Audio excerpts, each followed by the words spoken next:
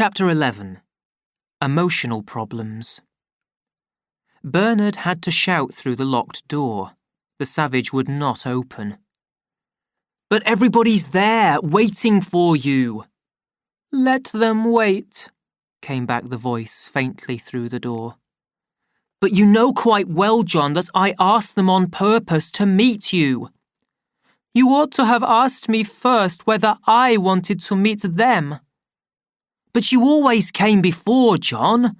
"Yes, and that's exactly why I don't want to come again." Bernard tried persuasion, not an easy thing to do when you have to shout through a locked door. "Just to please me. Won't you come to please me?" "No." "Do you seriously mean it?" "Yes." "But what shall I do?" cried Bernard helplessly. "Go to hell!" shouted the angry voice from inside. All Bernard's attempts to get John to come out failed. In the end, he had to go back to his rooms and tell all the guests who were waiting there impatiently that the savage would not be appearing that evening. They were very angry. They felt that they had been tricked into behaving politely to this unimportant little fellow Bernard Marks, with the doubtful reputation and the antisocial opinions. Lenina alone said nothing. Pale, her blue eyes filled with an unusual sadness, she sat in a corner, separated from those around her by an emotion which they did not share. She had come to the party filled with a strange feeling, a mixture of anxiety and joy. "In a few minutes," she had said to herself as she entered the room, "I shall be seeing him, talking to him, telling him," for she had come with her mind made up, "that I like him, more than anybody I've ever known. And then perhaps he'll say—" What would he say? The blood rushed to her cheeks. Why was he so strange the other night after the cinema? So odd. And yet I'm absolutely sure he does rather like me. I'm sure. It was at this moment that Bernard had made his statement. The savage wasn't coming to the party. Lenina was filled with a terrible feeling of disappointment and emptiness. Her heart seemed to stop beating. "Perhaps it's because he doesn't like me," she said to herself. And at once this possibility grew in her mind into a certainty. John had refused to come because he didn't like her. He didn't like her. All around her, the other guests were angrily discussing the savage's refusal to meet them and blaming Bernard for all that had gone wrong. Very soon they took their leave, one after the other. Lenina, the last to go, walked sadly out of the room. Bernard was left there all alone.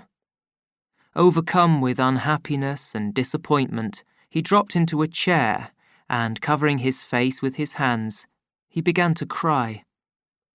Upstairs in his room, the savage was reading Romeo and Juliet.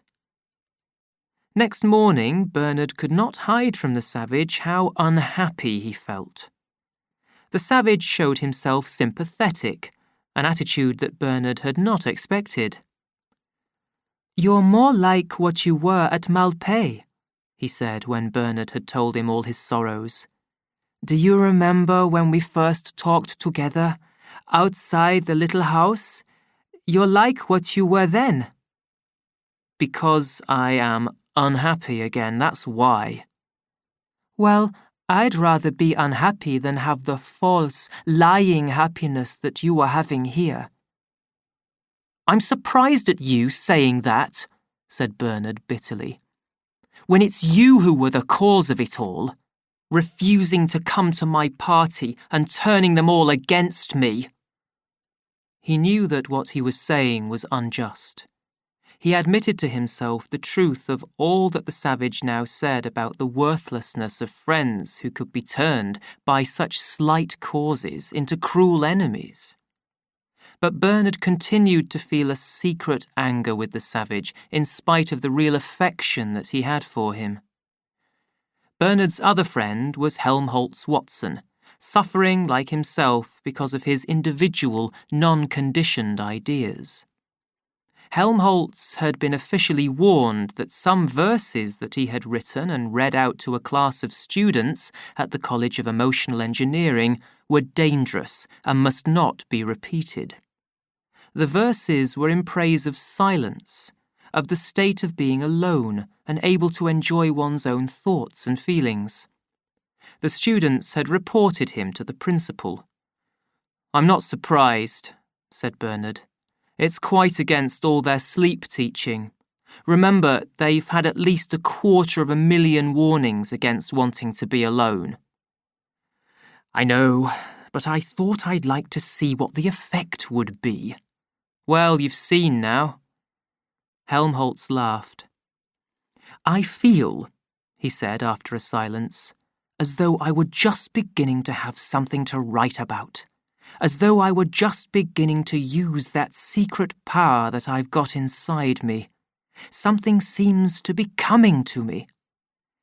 In spite of all his troubles, he seemed, Bernard thought, deeply happy.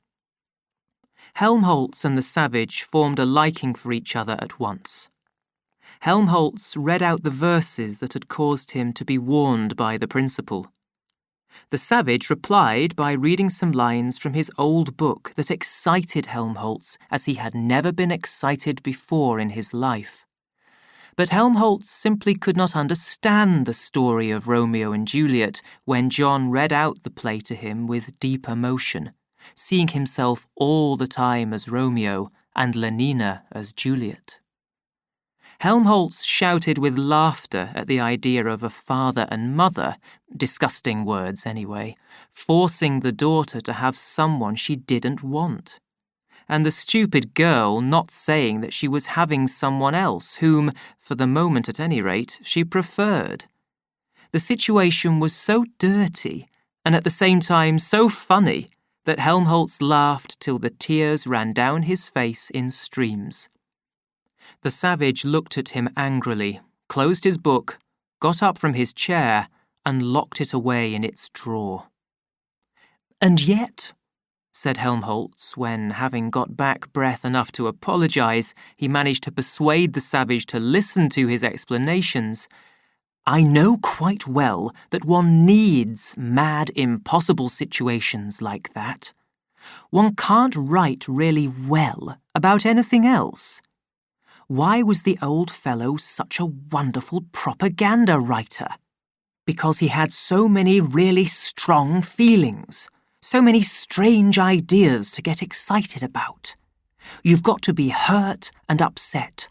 Otherwise, you can't think of the really good phrases, those that strike at the mind and the heart and live in the memory.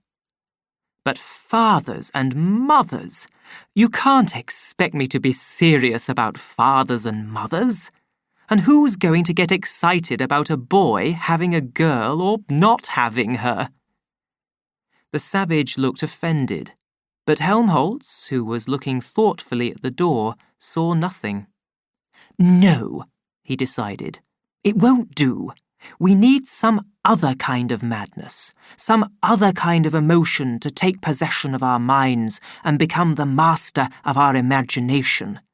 But what? Where can I find it?" He was silent. Then, shaking his head, "I don't know," he said at last. "I don't know."